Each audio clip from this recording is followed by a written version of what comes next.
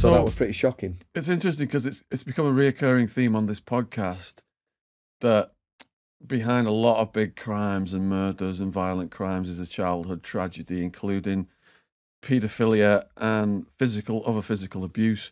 We had a guy on here, he had a situation, and every time he got out of prison, he went to kill that guy, and then he put him back in prison, and then he got out again. He went straight to the guy's house, try and kill him again.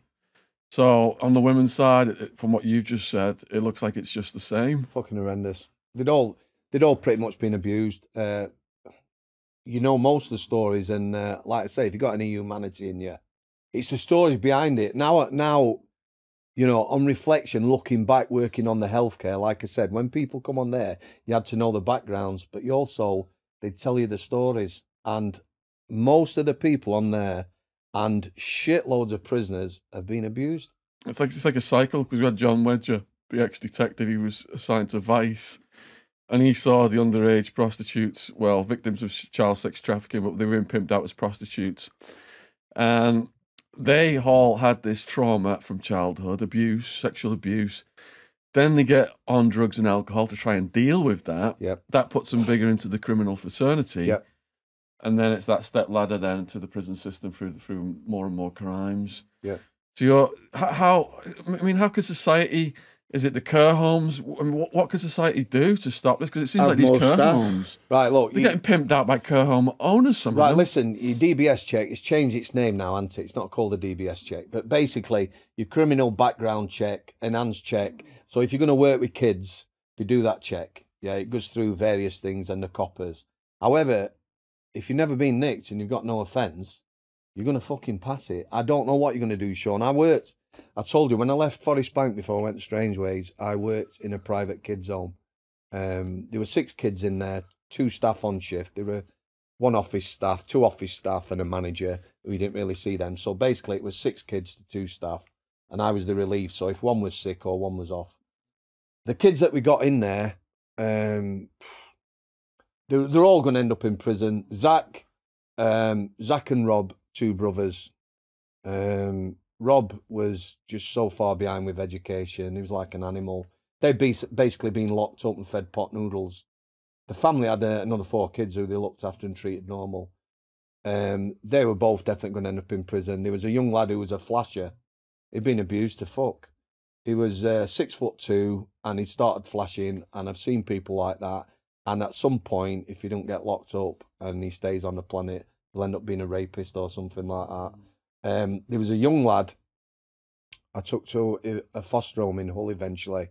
He was 11 when he come to us. He looked 7. He'd been buggered stupid by his dad. And his dad's brother, he worshipped his dad. Yeah. He got sexualised behaviour. He smoked. He drank. He'd been nicking cars at 11. And I actually went on a supervised visit. You could not leave him. You couldn't go to the toilet when you went on these visits.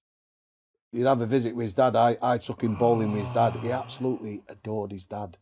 You know, it's sick. Absolutely sick. It turns your stomach. And his dad was beasting him? He had been, yeah. He was taken off him. I took him to see his mother once. His mother was then a lesbian. I fucked up with that as a fucking relationship going. But, you know, these kids don't stand a chance. You know, the one who were flashing, again, he was like a 6-year-old in a man's body. But obviously society ain't going to tolerate that sort of thing. So what do you do with them? And I'll tell you what, there's very little psychological input or anything like that. A lot of social workers are like prison officers, 50% good, 50% ain't got a fucking clue. I'm about to interview a guy who's got a book out. He's on his last months on the planet. He's that sick right now.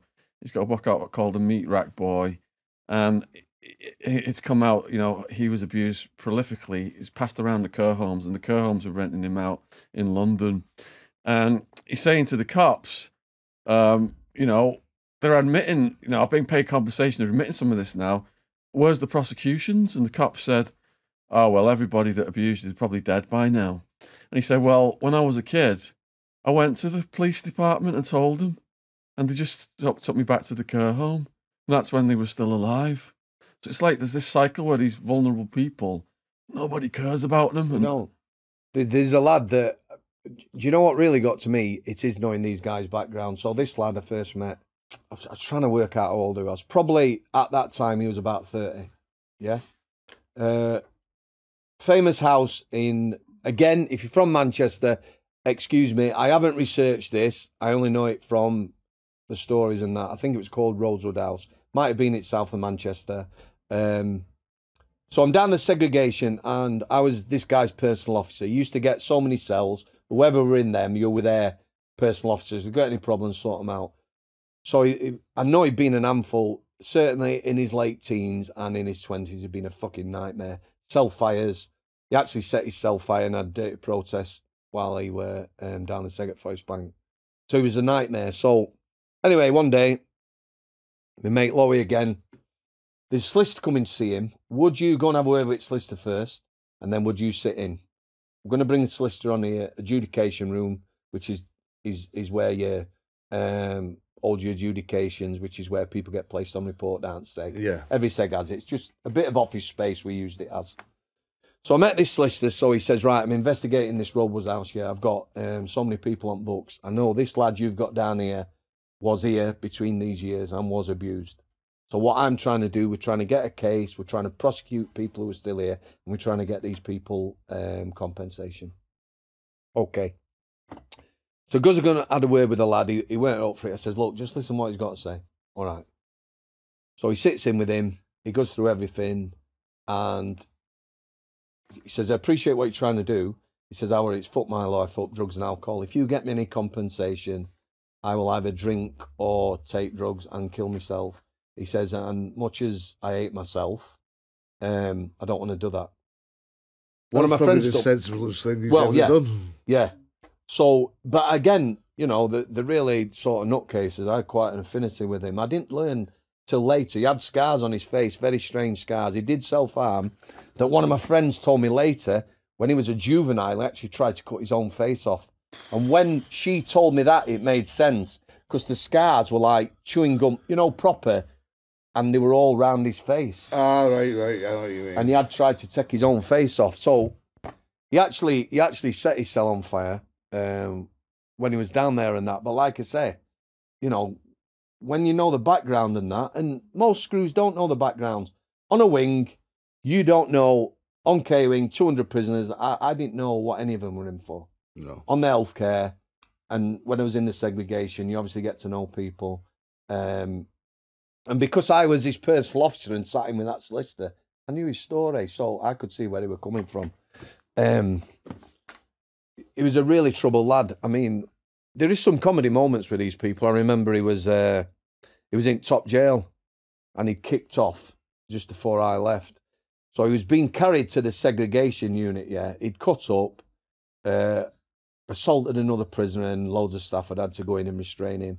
So he was being carried. I actually opened the gate as all the staff are coming, carrying him on his back, cuffed, because he was kicking off. So as he's walking past me, looking up, he's like that, "You're right, Mr. Samworth." I'm like, "Yeah, are you?" He says, yeah. And then he sort of, you know, continued his cussing and struggling and swearing. But when you see the background, you know, they've had a shit life. And the thing was, Shaun, if that were one, maybe you could put it back in mind, but it weren't. There was a lad in the book who talked about Alan Taylor. He's dead now. His dad, his name's just come to mind now. I think he was Mulgrew, his father. People can look his name up. One of the most prolific paedophiles this country's ever known. However, I saw this fucker on a couple of sentences at Strange Ways. Americans have got it right. How can the most prolific paedophile, how can I see him for a couple of sentences at Strange Ways? He's probably done 5 or 6 sentences. In America, you're getting slammed, aren't you? If you get done again, you're getting 99 years or something. In this country, for me, sex offences, rape, paedophilia, the punishment does not fit the crime. The whole justice system's upside down. You got political paedophiles getting slaps on the wrists. And you got people for weed. In America, you got people for weed doing life sentences on the 3 strikes laws. If they decriminalised it, they'd empty off the American jails, wouldn't they? Yeah, but it keeps them in business. Well, of course it does, which is wrong.